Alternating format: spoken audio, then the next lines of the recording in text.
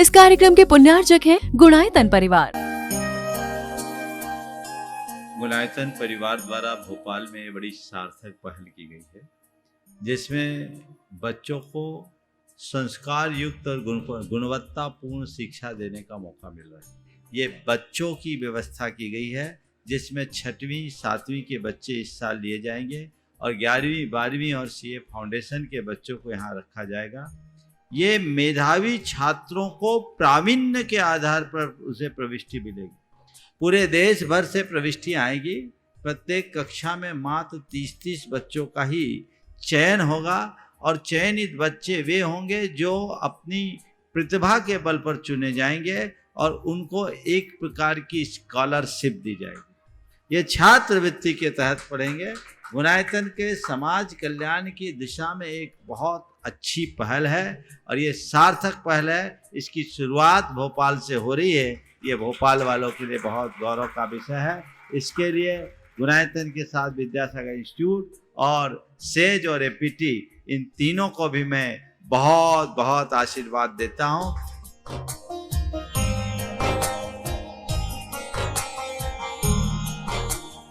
एक आदर्श और व्यवस्थित दिनचर्या का लक्ष्य प्राप्ति में बहुत बड़ा योगदान होता है।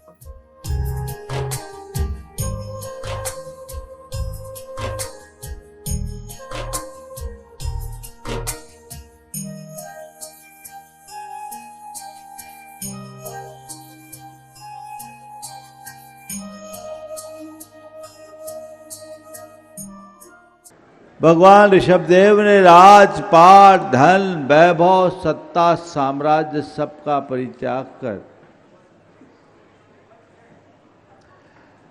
दैगंबरी अवस्था को धारण किया। वे अभी साधना में लीन हैं। आज ज्ञान कल्याणक के माध्यम से हम देखेंगे कि साधना कैसे सफल होती। भगवान ऋषभदेव ने इस उपलब्धि के लिए सुदीर्घ साधना की। उन्होंने 1000 वर्ष तक कठोर तपस्या की। उस तपस्या के फलस्वरूप उन्हें परम ज्ञान की उपलब्धि हुई।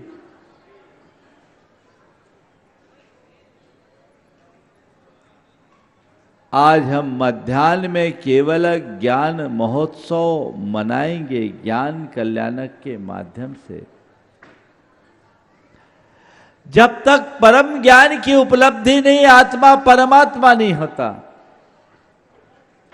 और आत्मा को परमात्मा बनने के लिए गहन साधना के दौर से गुजरना पड़ता है। भगवान ऋषभदेव अभी उसी तपस्या के दौर से गुजर रहे हैं। उनकी ये तपस साधना यह संदेश देती है कि तप आत्मा को कुंदन बनाता है। हम तपस्या के माध्यम से अपने आत्मा में जमे कर्म कलुष को नष्ट कर सकते हैं। तपस्या ही वह शक्ति है जिसके बल पर हम अपने भीतर के सभी विकारों को विनष्ट कर अपनी चेतना को विशुद्ध बना सकते हैं। तवसा किल विषम हंति। तपस्या के द्वारा तप नष्ट होता है, कर्म नष्ट होते हैं। हम आप सबके भीतर वही परमात्मा है जो भगवान ऋषभदेव के अंदर है। लेकिन अंतर क्या है? हमारे अंदर विकार है और वे निर्विकार है। हम विकारों में जीते हैं और उनने विकारों को जीता है। हम जन हैं, वो जिन हैं। जो विकारों के साथ जिए वो जन और जो विकारों को जीत ले वो जिन। हर जन जिन बन सकता है, बशर्ते वो अपने विकारों को जीते। और तपस्या और कुछ नहीं, अपने भीतर छिपे हुए विकारों पर विजय पाने का उपक्रम ही तप है। भगवान ऋषभदेव ने ये तपस्या की। दीक्षा लेने के उपरांत उन्होंने 6 माह तक उपवास किया, अखंड उपवास। उसके बाद वे आहारचर्या के लिए निकले। जो जैन परंपरा को जानते हैं, जैन पुराणों के अनुसार भगवान ऋषभदेव को 6 महीने तक आहार का लाभ नहीं मिला, क्योंकि जैन मुनि साधारण प्रक्रिया से आहार ग्रहण नहीं करते। वे 24 घंटे में केवल एक बार अन्न और पानी ग्रहण करते, वे भी खड़े होकर अपने करपात्र में, अंजलि में, और वह भी विधि पूर्वक, बिना किसी निमंत्रण के, सहज भाव से गृहस्थों के द्वारा अपने लिए तैयार भोजन का एक अंश। जिस समय भगवान ऋषभदेव ने दीक्षा धारण की थी, उस वक्त धर्म का प्रवर्तन नहीं हुआ था। लोग धर्म और धर्म की विधि नहीं जानते थे। लोगों को ये पता नहीं था कि कैसे मुनि होते हैं और कैसी मुनिचर्या होती है। भगवान तो तपस्या में लग गए और वे मौन थे, क्योंकि तीर्थंकर परमात्मा जब तक पूर्ण ज्ञान को प्राप्त नहीं करते तब तक वे कोई उपदेश नहीं देते। अब लोगों को पता नहीं भगवान का आहार क्यों नहीं हो रहा है।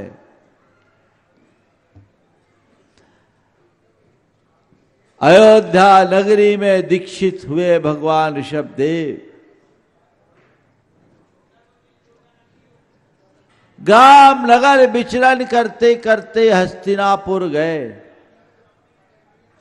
इस अवधि में 6 माह व्यतीत हो गया।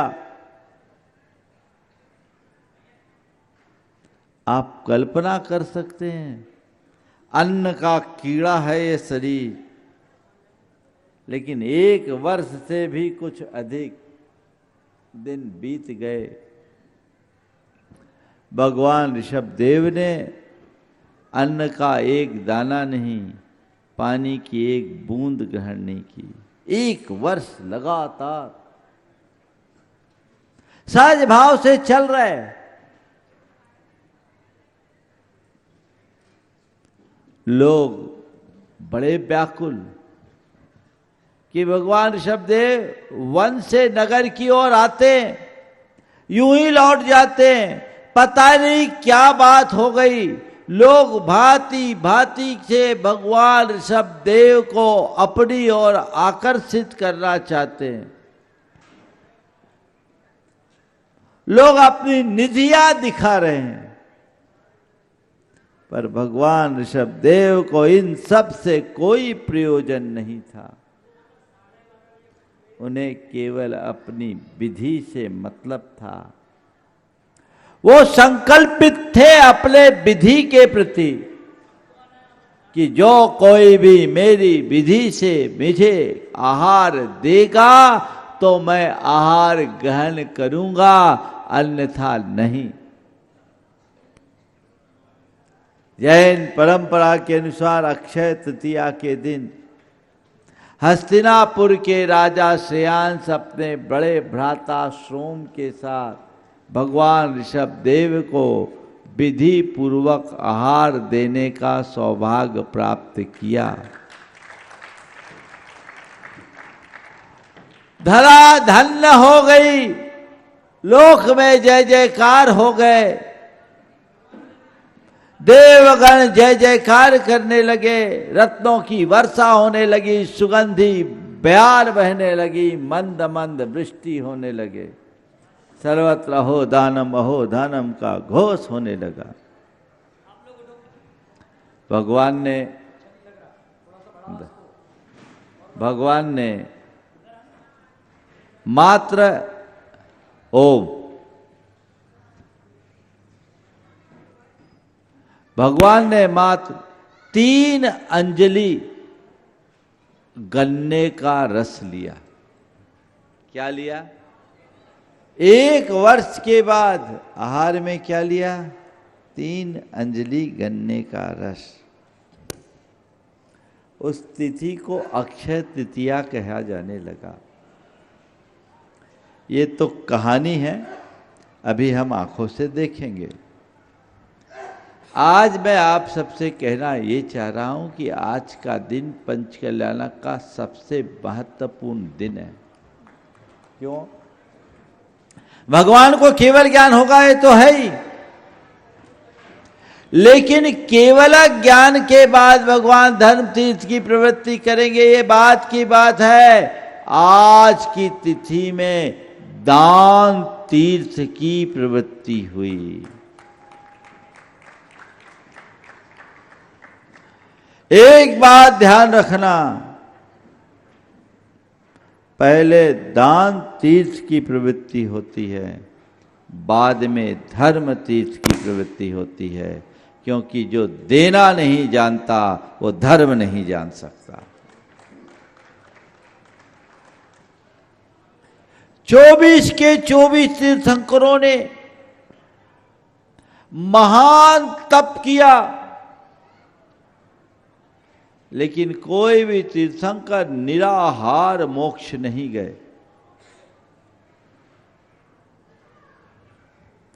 उन्हें केवल ज्ञान के पूर्व आहार लेना पड़ा। और आहार किसने दिया? आप गृहस्थों ने, आप श्रावकों ने। तीर्थंकर प्रभु भी आपके द्वार पर आए। यही आप गृहस्थों का सबसे बड़ा सौभाग्य है कि सर्वत्यागी निर्ग्रंथ मुनि भी अपने शरीर को चलाने के लिए आहार की आवश्यकता पड़ने पर आपके द्वार आकर आपको कृतार्थ करते हैं।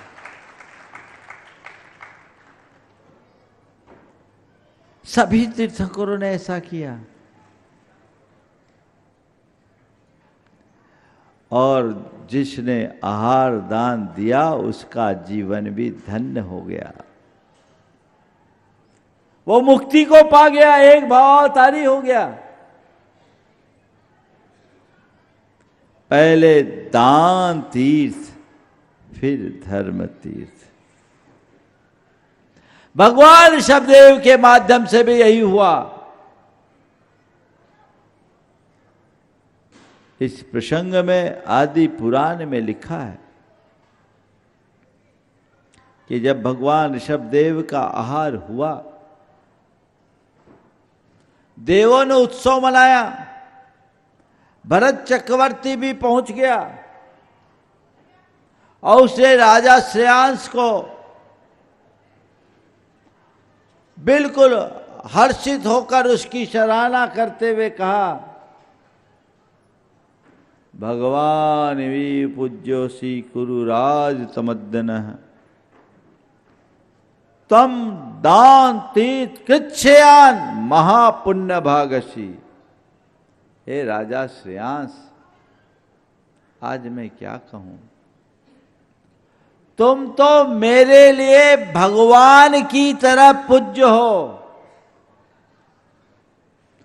तुम श्रेयान राजा, तुम दान तीर्थंकर हो। महापुण्य के भागी हो। कौन कह रहा है? चक्रवर्ती। वो कह रहा है मेरा ये चक्ररत्न व्यर्थ, ये मेरा सार्वभौमिक साम्राज्य अर्थहीन, तुम्हारा पुण्य मेरे पुण्य से बड़ा, मैं चक्रवर्ती होकर के भी अभागा रह गया, भगवान को आहार कराने का सौभाग्य नहीं पा पाया। लेकिन तुम कितने भाग्यशाली हो कि तुम्हें ये सौभाग्य प्राप्त हुआ है। तुम्हारे माध्यम से आज दान तीर्थ की प्रवृत्ति हुई है। तो बोलो किसका महत्व ज्यादा है? जिनने धर्म तीर्थ की प्रवृत्ति की उनकी, या जिनने दान तीर्थ की प्रवृत्ति की उसकी? बोलो। अपने भाग्य को सराह कर एक बार अपने लिए ताली बजा लो। अगर गृहस्थ अपने गृहस्थ धर्म का पालन नहीं करेंगे तो साधु अपने साधुचर्या का पालन नहीं कर पाएगा, और साधु अगर अपनी साधुचर्या के पालन से असमर्थ होगा तो धर्म की परंपरा कैसे बढ़ेगी? इसलिए आप लोग अपने कर्तव्यों में अडिग रहे, उसमें प्रमाद हावी न होने दें। एक सद्गृहस्थ इस दान के बल पर अपनी दुर्गति को नष्ट कर सकता है। इसीलिए कहा गया है दानम दुर्गति नाशनम। दान तीर्थंकर, ये केवल आदि पुराण में ही नहीं कहा, इसी प्रसंग में हरिवंश पुराण में लिखा, अभ्यर्चिते दिवानाथे तपो वृद्धे वनम गते दान तीर्थकरम देवा साभिषेक पूजियन। देवों से भगवान की पूजा हो गई, आहार पूरा हुआ, देवों ने जय जयकार किया, भगवान की पूजा हुई। पूजा के उपरांत भगवान अपने तप की वृद्धि के लिए वन की ओर चले गए। जब भगवान वन में चले गए तो देवों ने दान तीर्थंकर राजा श्रेयांश का और उसके भ्राता का साभिषेक पूजियन, खूब सत्कार किया, उसे नहला दिया, जय जयकार हुई। ये महान पुण्य है। ऐसी पुण्य की वृद्धि उत्तरोत्तर हो, ये सत्प्रयास सबको करना चाहिए। इसलिए आप सबसे मेरा कहना है कि दान में कभी संकोच मत करना।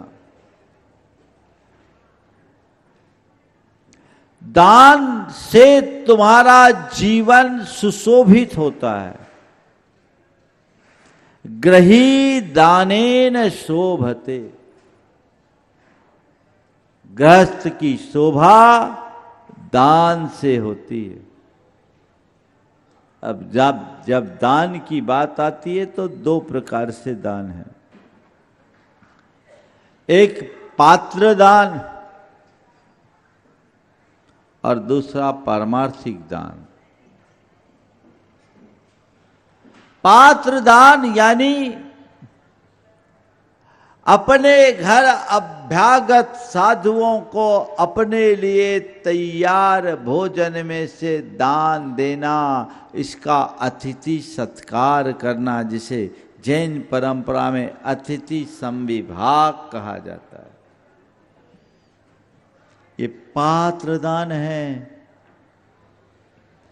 क्योंकि हम साधुओं की साधना तुम्हारे द्वारा दिए गए आहार पर निर्भर करती है। इसलिए शास्त्र कहते हैं कि आहार दान देने से रत्नत्रय का दान होता है। तुम त्यागी नहीं हो, तपस्वी नहीं हो, तुम त्याग तप करने में समर्थ नहीं हो, लेकिन किसी त्यागी तपस्वी के लिए तुम कोई आधार बनते हो तो ये भी तुम्हारे त्याग तप का ही एक रूप बन जाता है। इसलिए पात्र दान देने के लिए सतत उत्साहित रहना चाहिए, उसमें कभी कोई कमी नहीं करे। दूसरा, जब कभी भी हो तो उसके लिए तैयार करें। आजकल आप लोगों का प्रमाद बढ़ने लगा है, ये प्रमाद मिटना चाहिए। जीवन शैली इतनी शुद्ध बनाओ कि किसी साधु के आने के उपरांत तुम्हें चौका लगाना ना पड़े, तुम्हारा घर का चौका ही चौका बना रहे। ये चौका का मतलब क्या है जानते हो आप लोग? चौका यानी चार क। चार क का विचार करो, यानी क्या, कहाँ, कब, कैसे। क्या यानी द्रव्य, कहाँ यानी क्षेत्र, कब यानी काल और कैसे यानी भाव।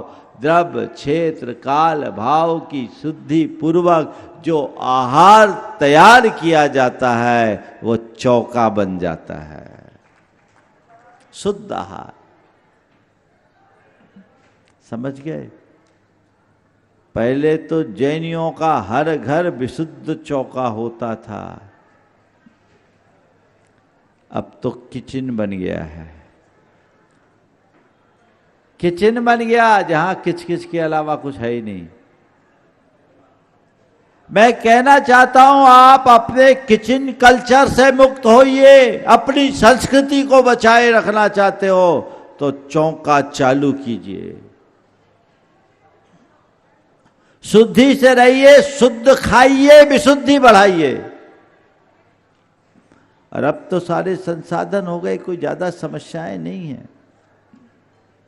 आप अपने प्रमाद को छोड़े तो ये व्यवस्थाएं आज भी बन सकती है, असंभव नहीं है। इस पर आप लोगों को गंभीरता से विचार करना चाहिए, अन्यथा श्रावक धर्म अवरुद्ध हो जाएगा।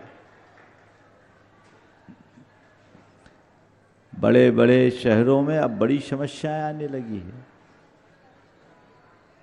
इस पर गंभीरता से विचारना चाहिए।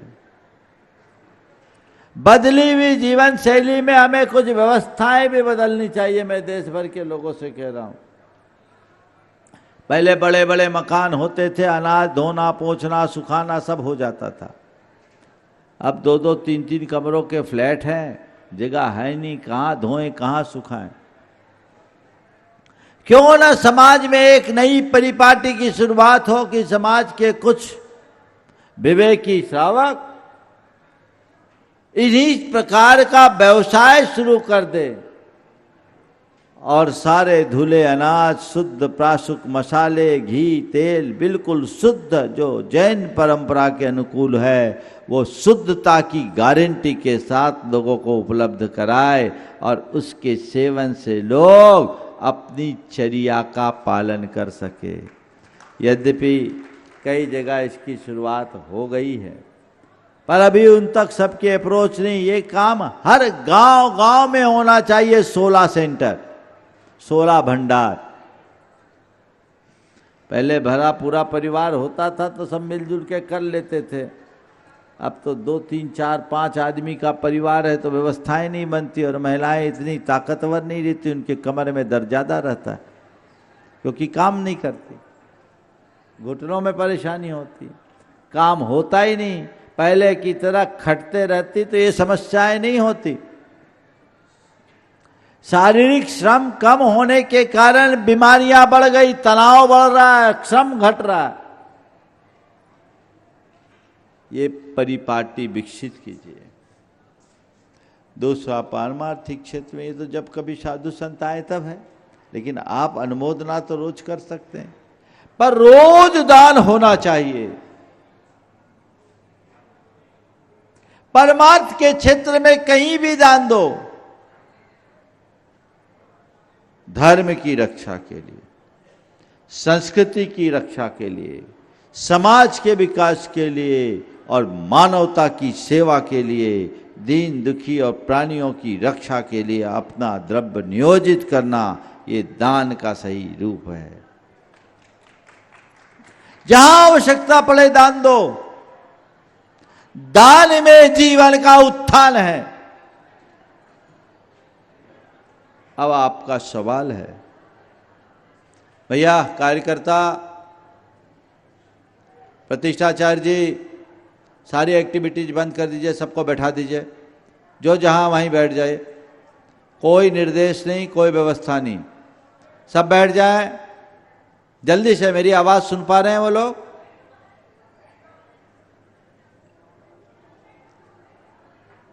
शांति से बैठ जाइए। आपके मतलब की बात कह रहा हूं, क्या पता कौन सी बात आपके जीवन को अंदर से रूपांतरित कर दे। दान क्यों, ये सवाल आपके मन में उठ सकता है। इतनी मेहनत से पैसा कमाए और अपने पसीने की कमाई किसी को भी दे दें, क्यों दे? ये सवाल आपके मन में उठ सकता है। सबसे पहली बात, दान क्यों दें? अपने मन की आसक्ति और अभिमान को मिटाने के लिए दान दो। अगर तुम अपना धन दोगे ना, तो जीवन धन्य होगा। तुम्हारी आसक्ति मिटेगी। जिसके मन में धन के प्रति आसक्ति होती है, वो एक छदाम किसी को नहीं दे सकता। जो देता है उसकी आसक्ति मिटती है और उसकी उदारता बढ़ती है, तो अभिमान गलता है। तो धन की आसक्ति और धन के अभिमान को मिटाने के लिए क्या करो? दान दो। दूसरी बात, क्यों दान दो? आप धन कमाते हो ना, पता है आपको कैसे धन कमाते हो? कुछ लोग बोलते हैं धन तो हम पुण्य से कमाते हैं, है ना? कैसे कमाते हो धन? पुण्य से। यह अवधारणा गलत है। धन पुण्य से कमाते हो, इसका मतलब जिसके पास जितना धन वो उतना बड़ा पुण्यात्मा, और जो जितना निर्धन वो उतना पुण्यहीन। फिर तो देखो, तो तुम सब हमसे ज़्यादा पुण्यात्मा होगे, क्योंकि तुम सबके जेब भरे हैं, हमारे पास तो जेब ही नहीं। बोलो, पुण्य से धन की व्याप्ति नहीं है।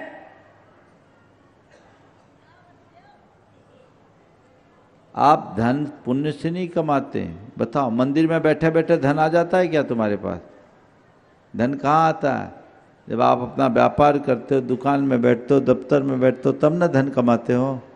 तो वहाँ बैठ कर के क्या माला फेरते हो? क्या करते हो? बोलो। दुकान दफ्तर में बैठ के क्या करते हो पैसा कमाने के लिए? महाराज तिकड़म लगाना पड़ता, और क्या करते हैं? तो पुण्य है कि पाप? बोलो। उसमें झूठ भी बोलना पड़ता है, लोगों को सब्ज़बाग भी दिखानी पड़ती है, छल छदम भी अपनाना पड़ता है, थोड़ा बहुत हेरा फेरी भी चल जाता है, और प्रत्यक्ष अप्रत्यक्ष रूप से एक इंद्रिय से लेकर पंचेंद्रिय जीव की किसी न किसी प्रकार की हिंसा भी होती है। अगर शास्त्रीय शब्दावली में बोलूं तो इसे कहते हैं पाप।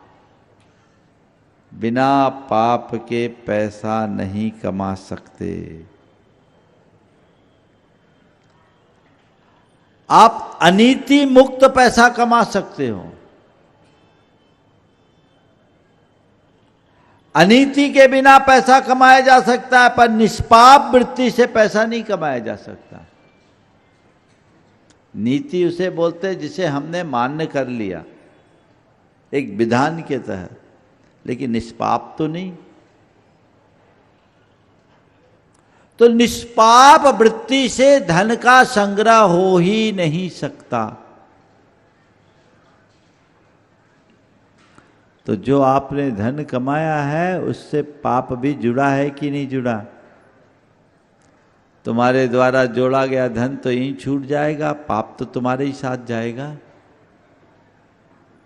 और एक बात ध्यान रखना, तुम्हारे द्वारा जोड़े गए धन को भोगने में तुम्हारा पूरा परिवार तुम्हारे साथ रह सकता है, पर पाप को तो अकेले ही भोगना पड़ेगा, उसमें कोई दूसरा साथ नहीं निभाएगा।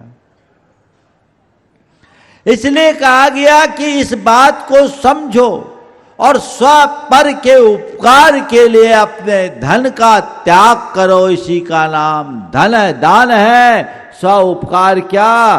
पाप का प्रक्षालन, और पर उपकार क्या? उसके जीवन के लिए सहायता। तो अपने पापों के प्रक्षालन के लिए दान करते, दान किसी के ऊपर एहसान नहीं, स्वयं के कल्याण का सबल आधार है। ऐसा सोच करके दान करो। हर गृहस्थ को दान देने के लिए उत्साहित होना चाहिए। जैन परंपरा में आप लोग बोलते हो, दान दे मन हर्ष विशेष से, इहि भव जस पर भव सुख दिसे। दान दो मन में हर्ष भरकर, उससे ही लोक में यश होगा और पर भव में सुख मिलेगा।